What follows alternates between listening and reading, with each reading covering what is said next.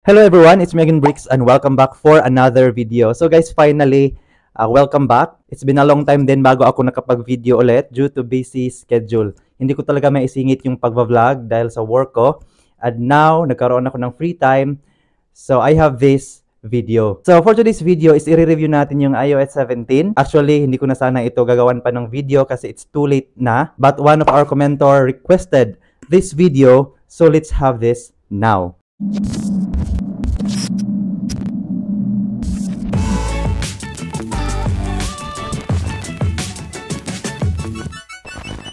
So disclaimer lang guys, I am not an expert regarding in iOS updates, but what I want to share to you now is my experience using the iOS 17. So ayun nga guys, no September 19, 2023, 1 AM dito sa Pilipinas, ay nirelease ng iOS ang kanilang bagong software update na iOS 17. And yung mga features nga ng bagong updates is you can create your own contact poster, you can leave a video message in FaceTime, meron din silang standby mode while charging, you can do more widgets, and create your own stickers. And regarding naman sa Siri, is pwede mo nang sabihin yung word na Siri without the word Hey.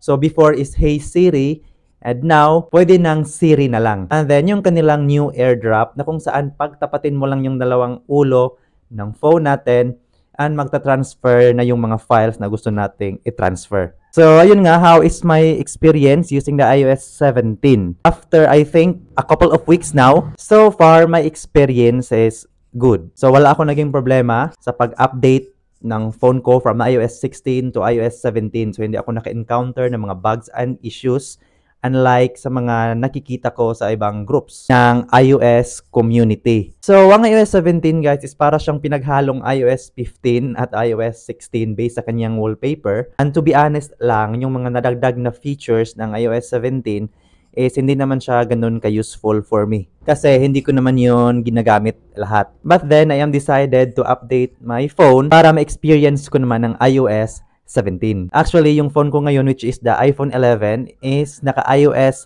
17.0.3 na. But still, my phone is in good condition. Napaka-smooth niya pa rin. No lags and delays. And regarding naman sa kanyang battery, upon updating to iOS 17, is hindi naman siya nagbawas ng battery health percentage. And regarding naman sa kanyang battery life, is the same pa rin naman sa mga naunang updates ng iOS. Wala naman akong masyadong napansin na mabilis mag-lowbat yung phone ko. Nagagamit ko pa rin naman yung phone ko whole day of browsing social media. So I can say na makunat pa rin yung battery ng iPhone 11 ko after the update. So yun lang naman no, I think yung mga pagbabago ng iOS 17, which is you can create your own contact poster kung saan pwede mong lagyan ng picture yung contacts mo. So kapag tumawag yung taong yon, is naka-display din yung image niya together with his or her number. Doon naman sa isang feature na you can leave a video message in FaceTime, is hindi ko pa naman yan nasubukan ever since yung FaceTime. So I am not sure kung paano siya gumagana. At saka naman yung sa standby mode while charging,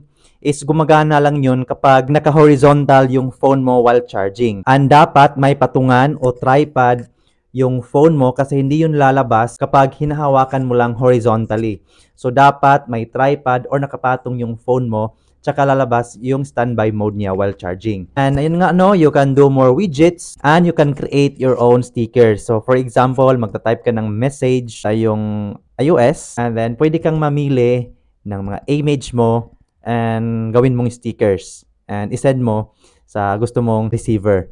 At saka yung sa kanilang new AirDrop na pagtapatin mo lang yung dalawang ulo ng phone mo and parang may lalabas na animation and magta-transfer na yung files natin. Which is, hindi ko pa na-try up to now kasi isa lang din yung iPhone ko dito. And then ngayon, sa mga gustong malaman kung safe bang mag-update to iOS 17, so it's up to you na yun guys kung gusto mong mag-update or hindi. Kung magagamit o kinakailangan mo yung mga bagong features ng iOS 17 is, well, you can upgrade or update your phone to iOS 17.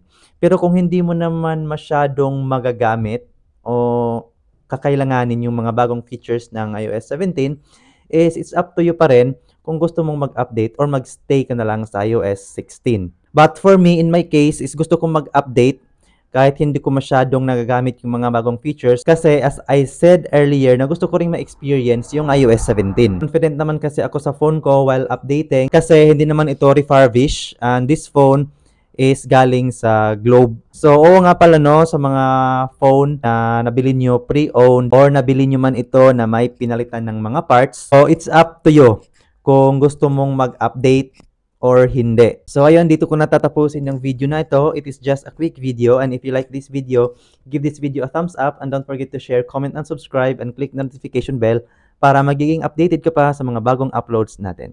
So guys, it's me again, Rick. See you on my next video and thank you for watching. Bye!